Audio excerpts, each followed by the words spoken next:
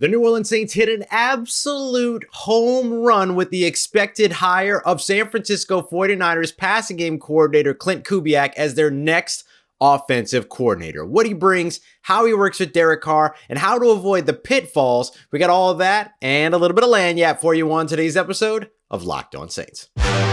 You are Locked On Saints, your daily New Orleans Saints podcast.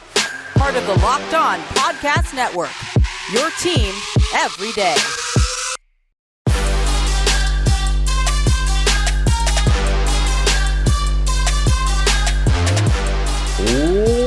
What is good, Who Dat Nation and Who Dat family? I am your host, Ross Jackson, native New Orleanian, your New Orleans Saints expert, credentialed member of the media covering the New Orleans Saints as a senior writer and reporter over at Saints News Network. And on today's episode of Locked On Saints, it's a very exciting day, asterisk. I'll explain the asterisk here in a little bit, but the New Orleans Saints are expected to hire Klint Kubiak as their next offensive coordinator, although that hire cannot be finalized until after the Super Bowl. We're going to take a look at how the New Orleans Saints can avoid the pitfalls that can come with this hire. We're going to take a look at the impact of Klint Kubiak and Derek Carr and Derek Carr's impact on Klint Kubiak.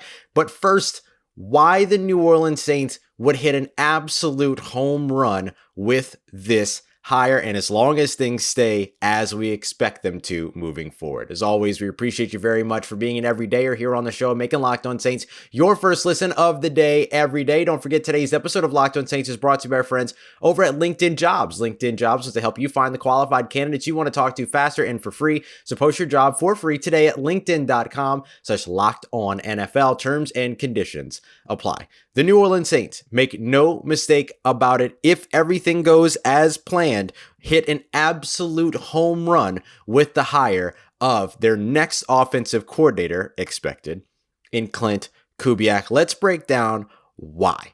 First of all, it's because of the fact that he brings with him from the San Francisco 49ers everything that the New Orleans Saints offense needed and lacked in the 2023 season. Motion, a good mix of play action, not an overly utilized amount of play action, but it's there. Mobility on the offensive line, a zone run scheme with some gap principles mixed in, lots of good stuff here, and we'll explain and highlight zone and gap here in just a little bit. I'll give you some details on all that. He's one of the perfect offensive coordinator hires for this team. Just to take you back to even before Pete Carmichael was moved on from, Zach Robinson was my 1A. Klint Kubiak was my 1B. Did we get the perfect 1A for the New Orleans Saints? No, but they did get 1B, and I'm very, very excited about what this potentially brings for the New Orleans Saints. It's going to help simplify the field and really elevate the playmakers, which is going to have a massive impact, more than likely, on Derek Carr at the most important position on the field at quarterback. You want to have a good impact in a system that's kind of celebrates what your quarterback does well. Klint Kubiak and bringing over some of that San Francisco 49ers system should absolutely be able to do that, or at least needs to be able to do that in order for this hire to be worth it. Now, look, I'm going to go into a bunch of numbers and stuff like that. I don't really care about trying to prove that I know numbers and that things are smart and whatever. That's not really the thing. The thing I want you to take away from this is that you have every reason to be excited about this hire. Again, it can't be finalized until after the Super Bowl. Hopefully nothing changes between now and then. Don't want to see a Josh McDaniels or Cliff Kingsbury type of situation. Hey, I'm going here. No, I'm not. Hey, I'm going here. No, I'm not. Don't want to see the Saints end up with that. So we have to kind of watch out for all this. But as of right now, this is the expected hire and is a home run for the team. So yes, you should be very excited. Okay, here are a couple of those numbers just so that you do have them. When we talk about the Saints and where they rank, they were 11th in 2023 in the passing game. They were 21st in the run game, both of which when it comes to yardage. San Francisco 4th and 3rd, respectively. So a big time improvement, even in a place where the Saints were just outside the top 10 as a passing yards offense, but a lot of those yards came in situations where you're trying to come back from a deficit, things like that. San Francisco, not so much. They just poured it on. You'd love to see that here in New Orleans. The Saints ran only 14.3% of their plays with motion. That was 26th in the NFL in 2023. San Francisco 49ers, 37.7% of their snaps included motion, second most in the NFL. The team that was ahead of the San Francisco 49ers was the Miami Dolphins at 40+%, which was head coached and play called by Mike McDaniel. Mike McDaniel 1 year ago held the exact same position as Klint Kubiak with the exact same team, the San Francisco 49ers. So I'm not saying that Klint Kubiak's going to come here and then run up the motion all the way up like what Mike McDaniel did over in Miami, but you see where the success is at the top of the NFL and the trees that those coaches are coming from. Klint Kubiak could be the next one. When it comes to play action, it's not so much about play action attempts. The San Francisco 49ers had 102, Saints had 97. So just a 5 attempt difference when it came to play action. It's the efficiency. Despite the fact that San Francisco only ran play action on 5 more attempts than the New Orleans Saints in 2023, they racked up 150 more yards than the New Orleans Saints through the air in doing so. So it's the efficiency in the play action game. We're going to get to that here in a couple of episodes because there's a lot of nuance to break down about what that means.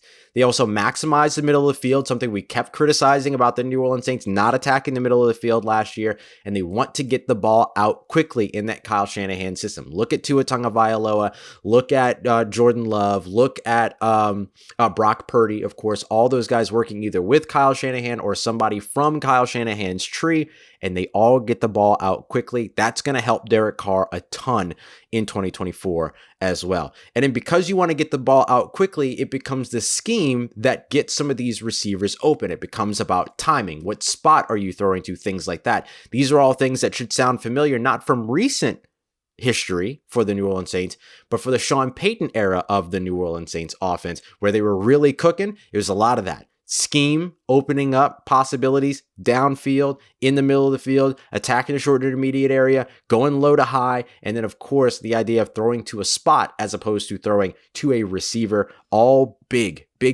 stuff that you're going to see back in this New Orleans Saints offense if Klint Kubiak is bringing more of the Shanahan influence, which I don't imagine he gets the job if he's not.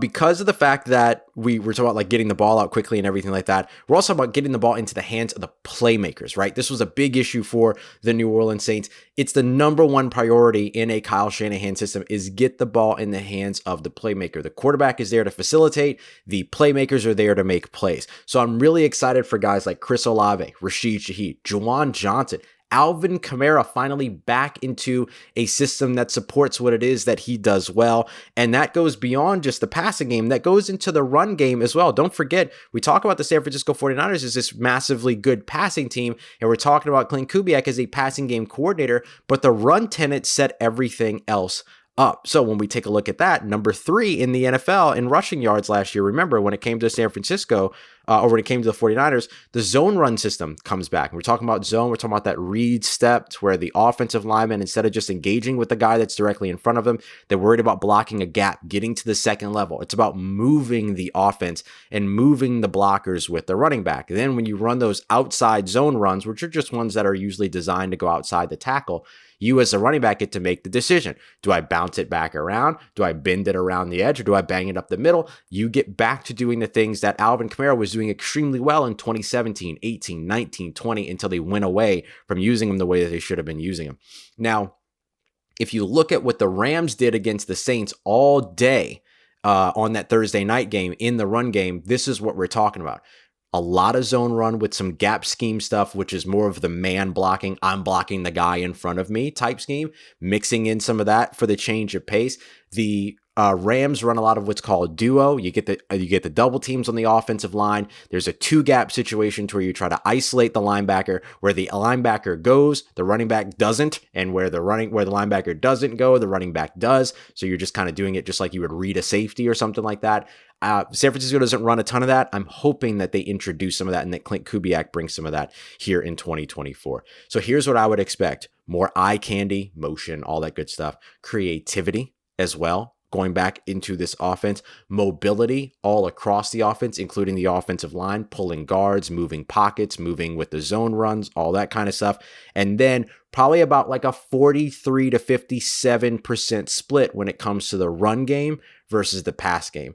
when Klint Kubiak called plays with with Minnesota, 42% run, 58% pass. Very next year as a play caller with the Denver Broncos, 43% run, 57% pass. So I would expect the Saints to probably fall somewhere around there as well.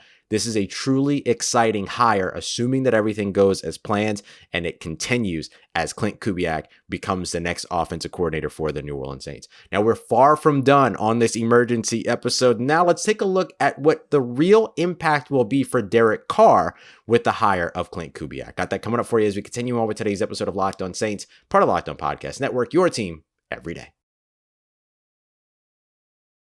Today's episode of Locked On Saints is brought to you by our friends over at Nissan. If you're looking for an opportunity to take your adventures a little bit further, then Nissan has the lineup of SUVs to help you take your adventures to the next level. You can start off with the perfect mid-size crossover like a 2024 Nissan Rogue that's got the versatility that you need. It's perfect for city streets and great escapes. It's the Alvin Kamara of your Nissan SUV lineup. You can go and get your offensive lineman too if you want to. The Nissan Pathfinder has room for up to eight passengers and also has up to 6,000 pounds of towing capability, expansive cargo capability as well, and advanced available 4x4 capability. So nothing but capability when it comes to the Nissan Pathfinder. So go and check them out. You can take the Nissan Rogue, Nissan Pathfinder, or Nissan Armada as well on the opportunity to find your next adventure. Shop today at nissanusa.com. All right, family, continuing on with today's episode of Locked On Saints. It's true. The New Orleans Saints have narrowed in and are finalizing a deal that can't be finalized until after the Super Bowl to get Klint Kubiak as their next offensive coordinator. And Klint Kubiak brings with him the Kyle Shanahan system, which is the perfect way to pave the way for Derek Carr to play some of his best football next year in New Orleans, assuming all goes to plan. We'll be breaking that down here as we continue on with today's episode of Locked On Saints. We appreciate you very much for making us your first listen of the day every day here on the show. Don't forget to go and check out the Locked On Sports Today 24/7 national sports YouTube stream, the first of its kind over on YouTube. You can be a part of history by subscribing to Locked On Sports Today on YouTube today. So yes, the Kyle Shanahan system or some version of it is about to be or is set to be, is finalizing its way here to the great city of New Orleans. I'm in Mobile right now, but I'm too excited to care about where I am. I'm excited about where the New Orleans Saints are going, and so should you be, as we just highlighted. So now let's take a look at what this means for Derek Carr, right? When you hire an offensive coordinator, and you heard Drew Brees talked about this at the opening at his new restaurant in Metairie,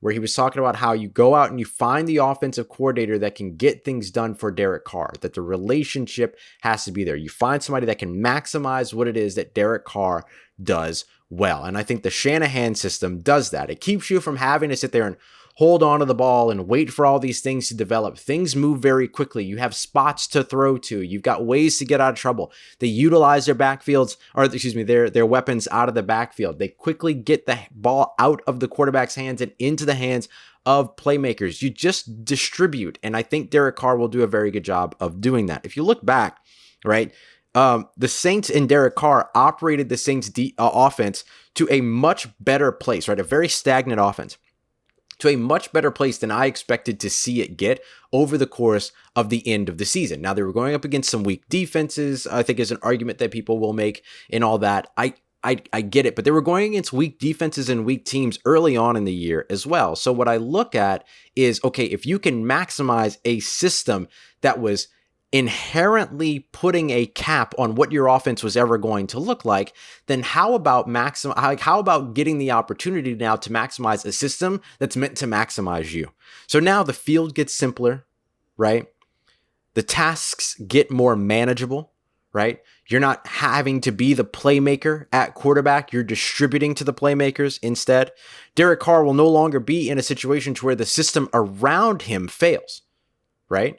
Was Derek Carr perfect in 2023? No, not by a long shot. But were his shortcomings magnified by being combined with the shortcomings of the offensive system? Also, yes.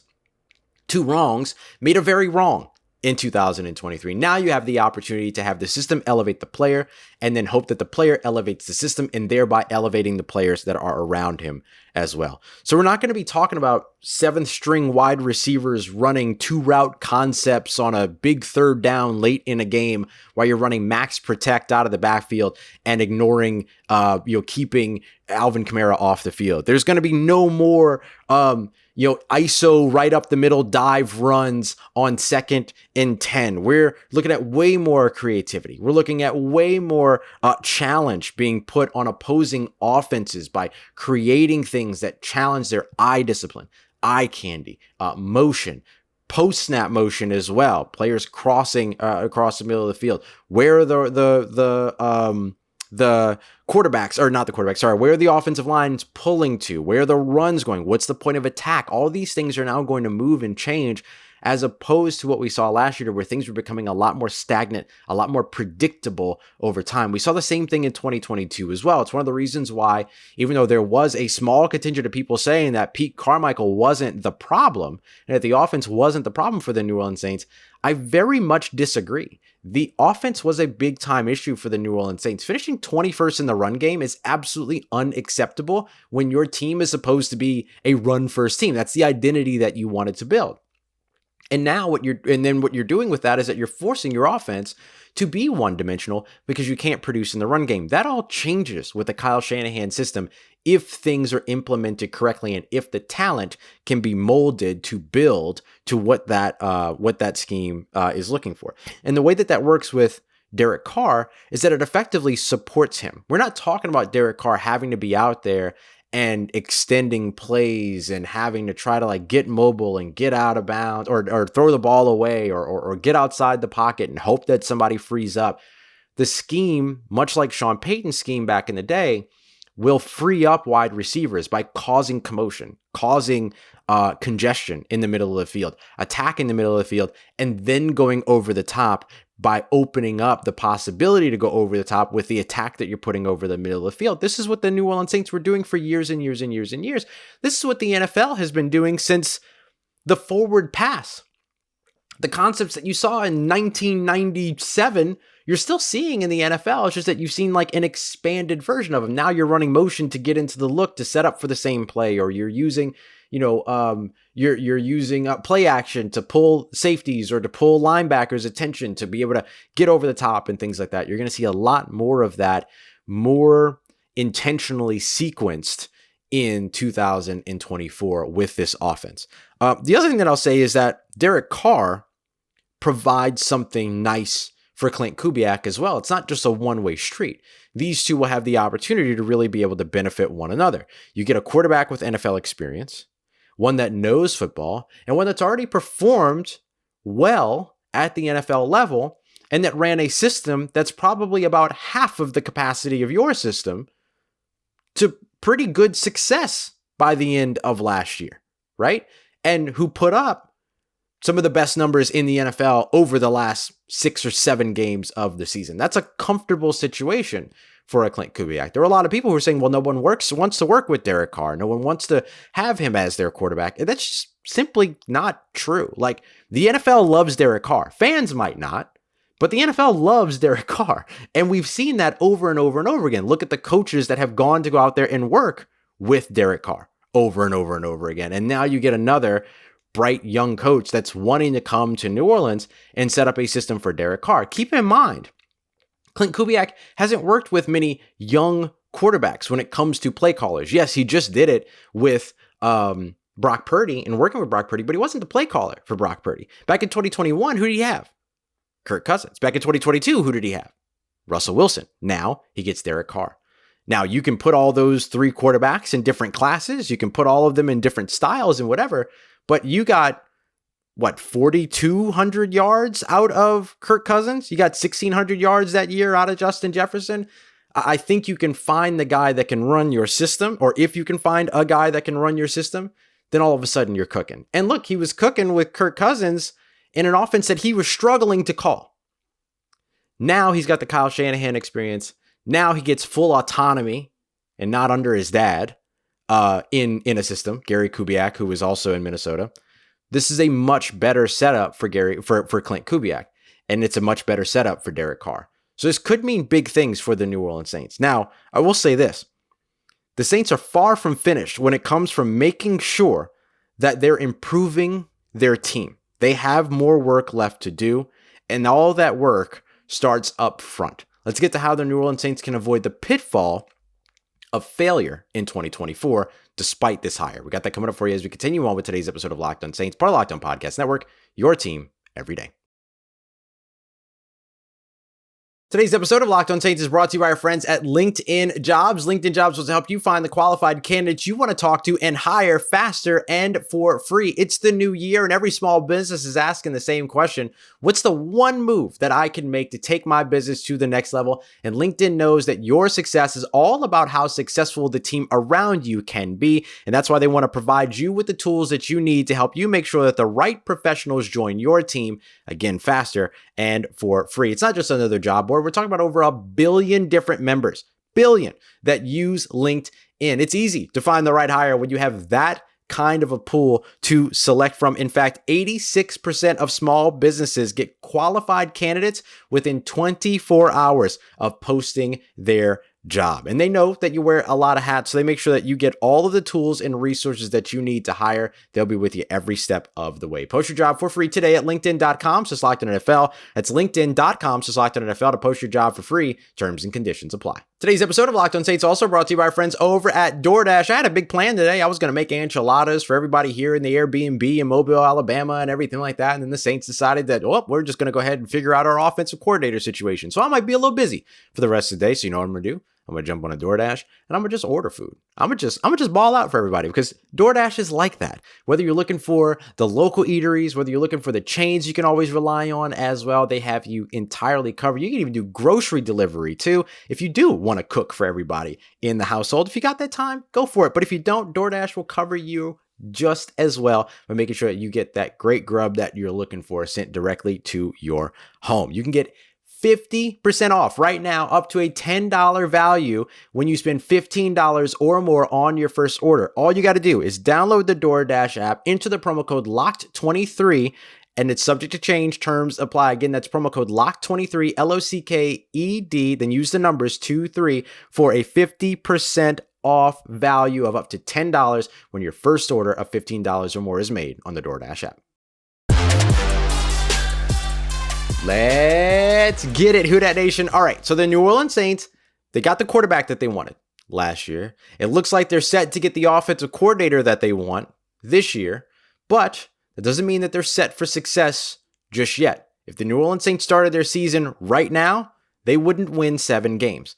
Let's discuss why and what's next for the New Orleans Saints because they still have work to do. Appreciate you very much for being here. Don't forget that we are your team every day. You're getting a bonus episode today. I told you we would keep you up to date with everything as it goes on. Right now, the next planned episode is Mock Draft Monday on Monday. But of course, if anything comes up, you know that we'll be right here with you. So make sure you're locked in here on the Locked On Saints podcast for your daily Saints content. All right. So look, the Saints have the quarterback that they wanted. They got the OC or look like they're on the verge of getting the OC. You're probably not going to hear anything else about Klint Kubiak and the New Orleans Saints until after the Super Bowl is done, right? Get the distraction out of the way, focus Klint Kubiak and his players, all that stuff. They can focus on a Super Bowl, which by the way, how cool is that, right? You hire the guy that's on the Super Bowl offense that might win the Super Bowl this year. We'll see how it goes. But it doesn't mean that they're done. They got a lot of work to do. Now what you need is the offensive line to support your quarterback, the offensive line to support your system. Now, the good news is that this system is all about getting the ball out quickly, right? So you get back to sort of those Drew Brees days of like quick distribution, getting the ball out in less than 2.5 seconds, all those other things, the Tom Brady days, all that, or the Tom Brady Tampa days. And so that's got to be the next step. So you can benefit your offensive line a little bit by getting the ball out quickly, but you still need the offensive line to be able to hold you up, especially because, again, so much of what actually works in the Shanahan system for all of the flowers that system gets for quarterbacks and for passing and distribution and playmakers in the passing game and all that it's a very good run offense as well. Like, think about some of the best rush offenses that you've seen in the NFL here over the course of the past few years. And the San Francisco 49ers with Elijah Mitchell and with Raheem Mostert. Then they went and got Christian McCaffrey. Like, that was all a part of what it is that they were already doing well as well. But of course, the highlights and all that stuff kind of go to the passing game. So you need the offensive line that's going to be able to support the system. So here's the problem. What's going to happen with Trevor Penning? Is he going to be your starting left tackle? Or are you going to move him inside? Or are you only going to give him one offseason to move inside?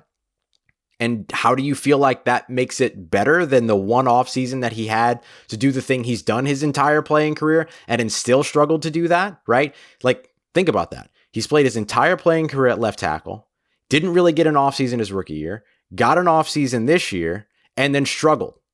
So now you're asking him to get one offseason to do something he's never done, which is play on the interior, and then think that's going to work? I have trouble believing that. Let tackles play tackle. Give him another offseason to get ready at tackle. See if he's your guy. But still, it's a question right now. What's going to happen with Trevor Penning? Will Ryan Ramczyk play? Will he be available to open the season? Will he retire? What's going to happen to him with this potential offseason surgery? Mickey Loomis feels good about it. Ryan Ramczyk feels good about it. But what's the reality and where will that be? Big question mark. Where's Andrews Peat going to be, right? Is he signing somewhere else as a left tackle? Does he stay in New Orleans? Do they pay him as a left tackle or they pay him as a left guard? What's going to be the case? So you're getting the idea here. There are more questions than there are answers for the New Orleans Saints on their offensive line. And they shouldn't wait around for the players that are currently on their roster to potentially become solutions. They got to go out and find those solutions, even if it means going outside the building in free agency, the draft, all of that. And this is a good draft class to need an offensive lineman. There's no doubt about that. We just watched a fantastic set of those players in that draft class here in Mobile, and they were awesome. Talisa Fuaga out of Oregon State. Kingsley Suamataia, awesome. Out of BYU. I think I said Penn State the other day in the episode. He's out of BYU. Patrick Paul, somebody that I've loved going into this process as a second rounder coming in. Awesome. He's looked awesome here. 6'7", 332 pounds. Yeah. Like, you've got the talent that you need, and there's good offensive linemen and good defensive linemen in this year's free agency class as well, which will take place over a month before the draft even opens up. So you've got to go out there and find those solutions. If you can do that, and if you can find the guys that fit not only the mold of being able to protect the passer, but can you find the guys that fit the mold of being the athletic offensive lineman that can scoot? The athletic offensive lineman that can get to the second, third levels. The athletic offensive lineman that can run down the field with your running back and pave the way. That's what you need. You need the athleticism, just like you need the strength and just like you need the ability to be able to anchor. The Saints also must find a dynamic yards after catch threat this offseason. Or make sure that Rashid Shaheed, who is a returner by nature, all-pro returner, Pro Bowl returner, that you're maximizing him as your yards after catch threat, getting the ball in his hands and allowing him to be able to create. If you can't find that with the crop that you currently have now, go and find that person. It could be a Malachi Corley, Western Kentucky University, a guy that's been touted as the next Deebo Samuel. Okay, then put him with the guy that worked with Deebo Samuel and see what you can get out of a guy like that. You got to add to the wide receiver room anyway. It's very unlikely that Michael Thomas is going to be back. That became a lot more unlikely about a week ago when he started. Anybody else get the song stuck in their head just then? When he started, firing off his tweets and all that other stuff, or X posts, whatever. So you're looking to add to that room anyway.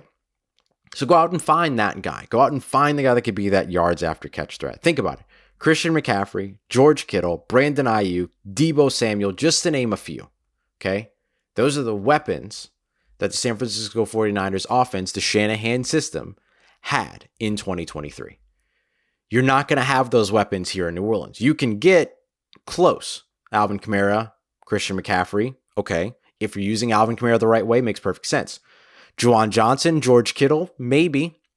The combination of Juwan Johnson, Foster Moreau, and George Kittle, okay, you're closer because you're getting the blocking, you're getting all of that, right? But the athleticism of a Juwan Johnson, the pass catching ability of a Juwan Johnson, okay, we're talking. Something to cook there. Not the same as a George Kittle, though. Brandon Ayuk, and Deebo Samuel, I'd say Brandon Ayuk and Chris Olave are kind of in the same class.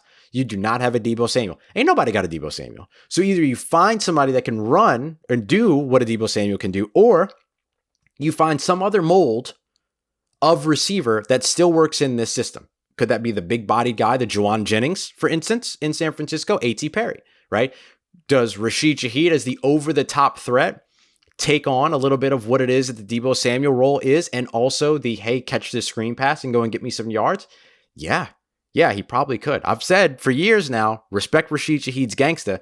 It might become more gangster for him in 2024. But they can also go out and find additional talent too. I just think no matter what, you have to be able to identify your yards after catch threat, and you have to rebuild this offensive line.